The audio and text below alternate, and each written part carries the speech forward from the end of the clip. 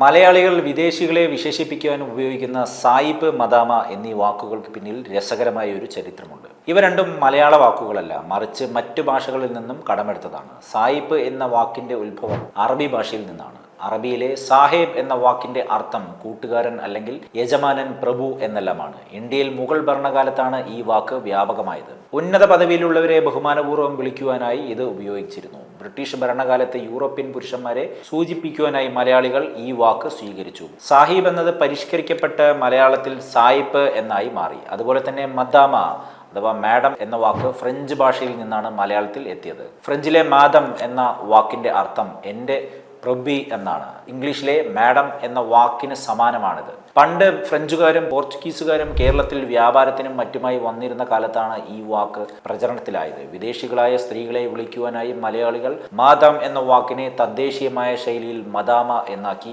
മാറ്റി വിളിച്ചു. തുടക്കകാലത്ത് ഈ വാക്കുകൾ വിദേശികളോടുള്ള ബഹുമാന സൂചകമായിട്ടാണ് ഉപയോഗിച്ചിരുന്നതെങ്കിലും പിൽക്കാലത്ത് വിദേശ രീതിയിലുള്ള വസ്ത്രം ധരിക്കുന്നവരെയോ വിദേശ ഭാഷ സംസാരിക്കുന്നവരെയോ ഒക്കെ കളിയാക്കുവാനും വിളിക്കുവാനുമായി ഈ വാക്കുകൾ ഉപയോഗിച്ചു തുടങ്ങി. സായിപ്പിന്റെയും മദാമയുടെയും കുട്ടികളെ സൂചിപ്പിക്കുവാനായി കൊച്ചു സായിപ്പ്, കൊച്ചു മദാമ എന്നീ പ്രയോഗങ്ങളും നിലവിൽ വന്നു.